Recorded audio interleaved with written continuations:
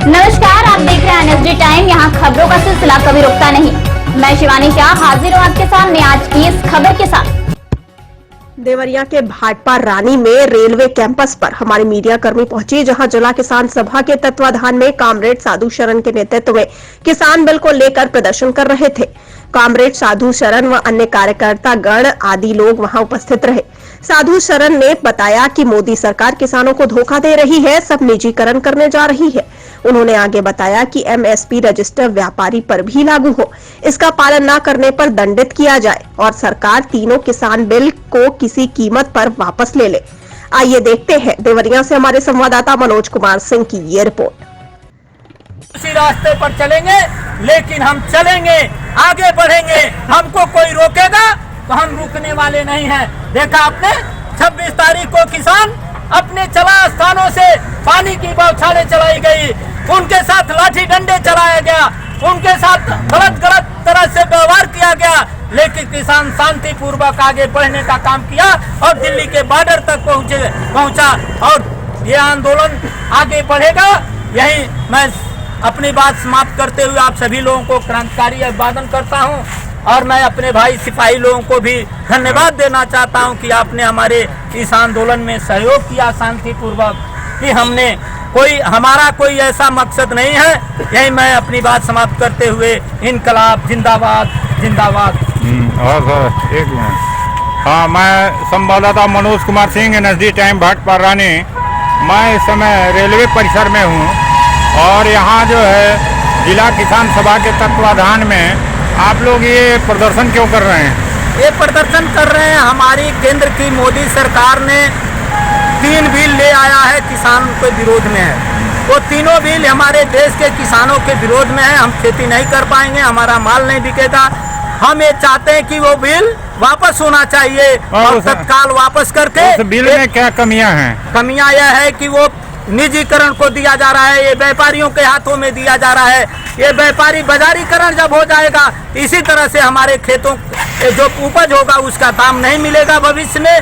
ये कारण है और उस बिल को वापस होना चाहिए। वो बिल वापस करके एक बिल ऐसा आना चाहिए जिस बिल में लिखा जाए कि कोई भी हमारी खरीदारी करती है, जो सरकार और किसान तय करता है, उस रेट से कोई भी, वो पूंजीपति हो, सरकार की दुकान हो, कोई भी खरीद करता है, वो किसानों की फसल को खरीदा जाए।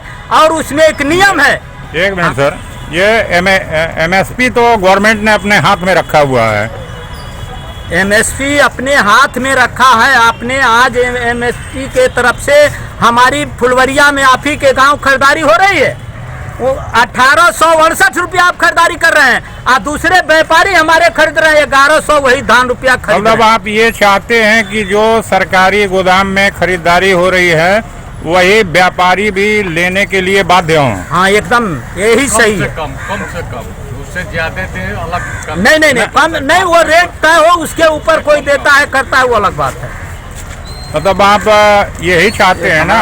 आपने प्रदर्शन इसीलिए किया है कि जो सरकारी रेट निर्धारित करती है गवर्नमेंट, वही व्यापारी भी उसी रेट से लें, उससे नीचे न। अगर वो नहीं लेते हैं तो क्या वो, आप क्या चाहते हैं कि वो दंडित किए जाएं?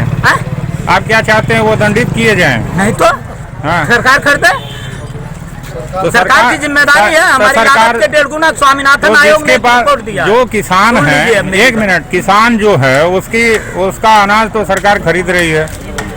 कितना आप खरीदे हैं जरा हमको आप जवाब भाई। जो जब ले जाएंगे, एक मिनट, ऐसा है सर कि जब आप अपने अनाज को गोदाम पर ले जाएंगे तभी तो वो नहीं, हम तो गोदाम में आज भी कर रहे हैं। आप कहिए कल 10-15 टाली हम धान भिजवा रहे हैं, आप खरीदारी करिए, आप भेजिए वहाँ, आप तय करिए। अभी आप जब दरोगा जी यहाँ खड़े हैं, हमारे आपके बीच में तय हो रहा है। दरोगा जी से इससे मतलब नहीं, वो भी सुन रहे हैं, वो सुन रहे हैं, वो ठीक है, लेकिन दरोगा जी से इससे मतलब नहीं। नहीं, वो भी एक नागरिक है। आप नागरिक हैं, आप देश के नागरिक हैं और जब सरकारी गोदाम पर अनाज नहीं लिया जाता है उसकी प्रक्रिया है कि आप कंप्लेन करें। ये सप्लाई इंस्पेक्टर से बात कराएं।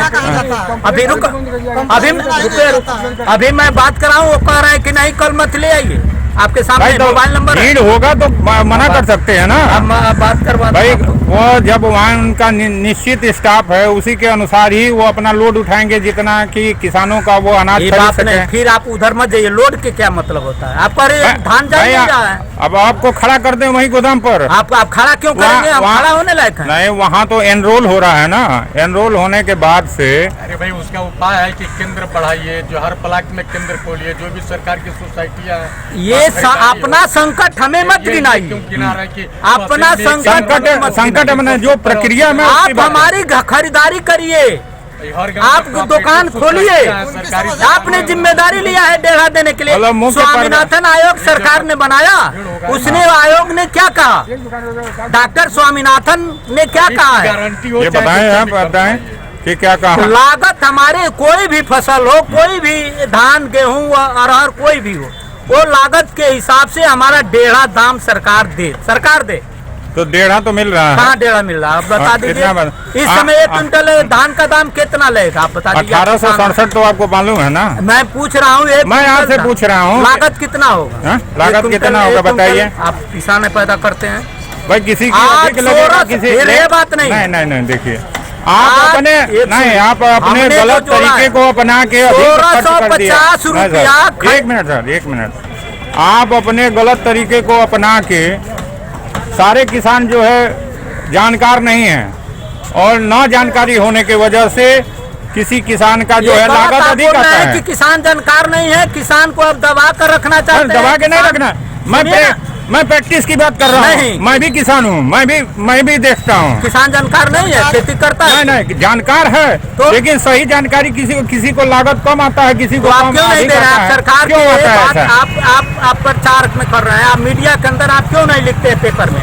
इसमें क्यों नहीं बोलते हैं कि किसान को जानकारी हम दिया जाए? कौन देगा? सरकार को जानकारी देने के लिए केंद्र खुले हुए हैं। कहाँ केंद्र खुला है? अरे यही केंद्र खुला हुआ, बुलाया जाता है, किसान जाते ही नहीं है। अरे मैं कहूँ कि आप बुलाते हैं, चाय या समोसा खिलाकर 2 बार लौटा दिया, न उसको बीज मिला, न खाद मिला, न कोई दवा मिला, न उसको मतलब ये प्रदर्शन आपका मुख्य ये है कि व्यापारी भी जो है सरकारी रेट से ही अनाज खरीदे।